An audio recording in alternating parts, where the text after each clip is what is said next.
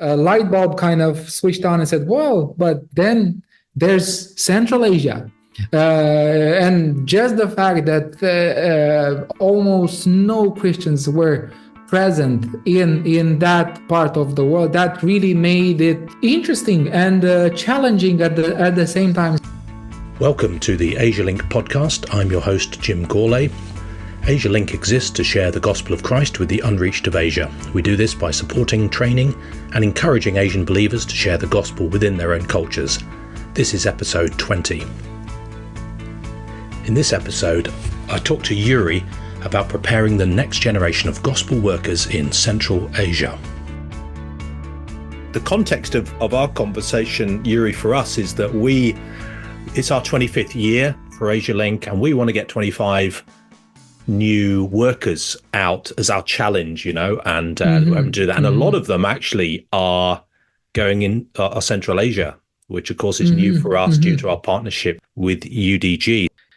UDG is a special place in which we are focused on providing education, Christian education, in the fields of pastoral theology, missions, social work, and business as mission or business administration. All of our programs have a sound 30% base of spiritual and theological formation, biblical formation courses, and then it's the specialization that is happening. So our vision and mission is to have a significant and a transformational impact in the society by tackling the three pillars of spiritual, social, and economic dimensions. Yeah, I was really impressed because we met, it was 2 years ago now, and I was really impressed with what UDG was doing and the fact that it's broadened out from just a theological seminary and is teaching these students these different tracks. Why Moldova? Yeah, Moldova. Maybe some of the people have no idea where that is, but it's a small country squeezed in between Romania and Ukraine. And you have heard about Moldova recently, especially in the last 2 years with the war in Ukraine and other things like that. But in the southern part of Moldova, that's where, in a way, our vision for Central Asia has developed or was rooted in the beginning. In the southwestern part of Moldova, we have an autonomous region called Gagauzia. So Gagauzia, these are a people group that are Turkic speaking, have always been Christians, but in a way under the influence of the Ottoman Empire, and somehow something really special happened throughout the history in that part of the world. So in a way they speak the Gagauz language. And early on, as the missions program or the pastoral theology program was developed at CTE or now UDG, the idea was that we have this Gagauz pastors we have this Gagauz region in the south, and they speak a language which is almost something like 80% identical to the Turkish language that the Turks are speaking. Very little differences. It's a conserved language that it has evolved in Turkey but hasn't evolved in Gagauzia. So the idea was to equip this pastor so that they could outreach to the Muslim population, to the Turks in Turkey, because there were good ties and connections. So then the Gagauz are Russian speakers. Moldova is a former Soviet Union country. In all of the former Soviet Union republics, you had Russians as the lingua franca. It was made through propaganda. It was made in a way, if you want to be considered a well-respected Soviet citizen, then you need to speak Russian. So that's the story of Moldova, and that's the story of all of Central Asia. And so that's how the stars we say the stars aligned in a way in which we had language as a common denominator, which connected all of us into this. We had some history that we shared together. So from this, we had a few pastors who from Gagauzia, and then they went into Turkey, and then a light bulb kind of switched on and said, "Well, but then there's Central Asia." And just the fact that almost no Christians were present in that part of the world, that really made it interesting and challenging at the same time. So I think it was 1999 or 2000 when the first student from Central Asia came to UDG. And fast forward 20 years from, or more than 20 years from then, we have 50% of our students which are from Central Asia, and we teach in Russian. Russian is the language that they have studied in school, and we equip servants for ministry in this part of the world. And there have been more than 500 graduates just from Central Asia in the last 24 plus years. That's amazing. And again, that's another thing that impressed me, is that vision. And I've never heard that story the way you've told it. I picked up pieces, but it's that Gauguz, or however you say that. I probably won't say it properly, but that connection, and then the light bulb moment coming on. And a mission is so often like that, and the way God works in our lives, both individually and collectively, isn't it? How we see one little thing and then it opens other possibilities and doors. That's really, really interesting. But let's just take a moment to think about those Central Asian students that you train. They've learnt, maybe they've done pastoral theology, maybe they've done social work, economics, whatever they've done.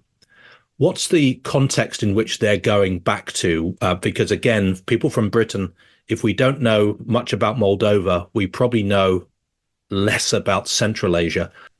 Well, there are very few believers, and in some of the instances, we even have students, the parents of which have no idea that they are studying in a Christian organization. It's kept low key, not too many details. Well, I am studying economics, but besides that, the parentheses are not opening in that regard. So there is a young but growing community of believers, mostly home churches, especially like in Uzbekistan, in which until recently a very closed one, or one of the most closed countries in terms of Christians being able to enter into the country.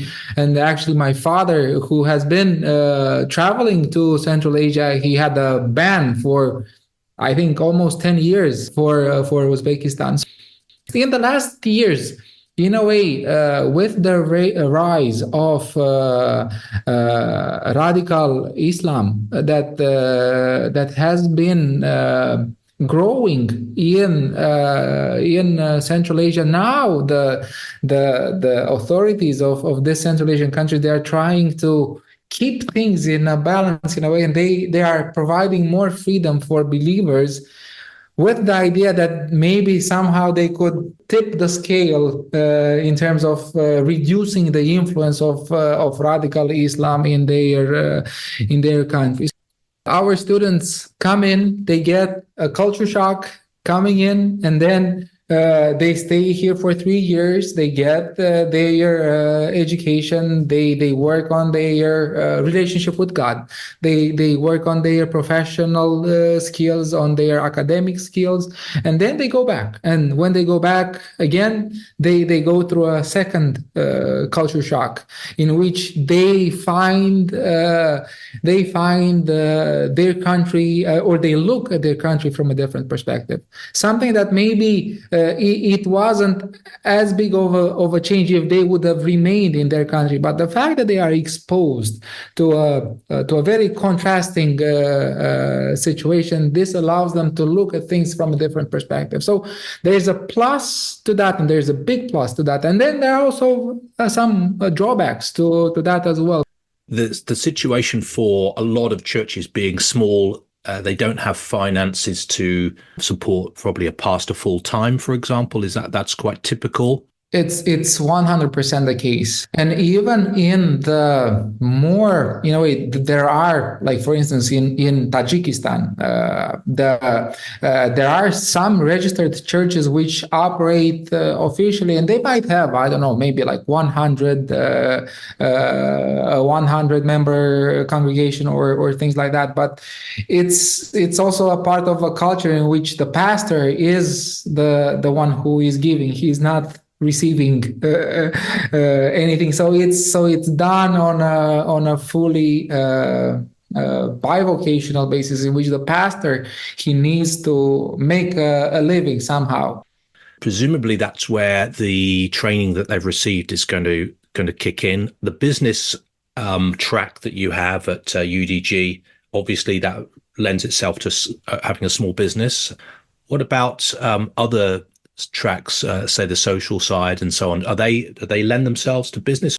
So with our social work graduates, what they would do, they would be involved in within the social ministry of a certain country, as a social worker, as an NGO worker, or somebody who is really tackling the societal issues that the state has neglected or isn't able to properly take care of. So it's more challenging with the pastoral theology and with the mission students. That's something in which it's for a pastor to be able to serve his community or his flock. He needs to get some support from somewhere.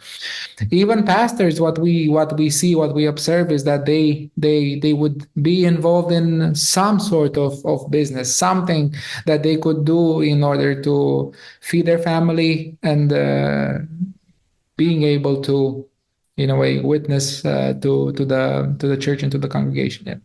Some of the places we're looking at supporting workers are Uzbekistan, Kazakhstan, and Tajikistan. And the ministries we've got are things like working in youth ministry, involved in teaching in the church. We've got some who are helping out with Afghan refugees as well in a couple of ones. The Afghan refugees is an interesting one, because a lot of Afghans have spread out. We know about in other countries like Pakistan and others, Uzbekistan and others. They've gone out and spilled out as a result of what's happened there recently. Do you see that as is that a good opportunity? Do you see are we seeing fruit from that? Yes, I think it's a wonderful opportunity, and things are really uncertain on how long will this window be open. But in a way, people from Afghanistan, they are running from a poor country into a poor country as well. It's for them, this is a really spot on, really immediate intervention, and really taking care of the most pressing needs. Yuri, thank you so much for your time. Thanks for talking to me today. It's been a pleasure to catch up with you again. And it has been a pleasure. And we'll keep praying for UDG and yourself, and I hope your wife is well. I remember meeting your wife briefly. Yeah, we wish you God's blessing as you continue in this amazing work, really, in getting equipping ministry to Central Asia and also into Moldova, of course. So yeah, we're very excited about that. So keep going, brother. Keep going. Thank you. Thank you so much. Thank you for listening, and thank you for praying for us. And we really ask you to keep praying for us, as we are in need of God's guidance and wisdom in all that we do. And we want Him to guide every step of our path as we move forward. So thank you so much for that. Amen to that. That's great. Thanks so much. Thank you for listening to the AsiaLink podcast. Don't forget to subscribe and share with friends. If you like this podcast, please leave us a 5-star review, and join us again next time.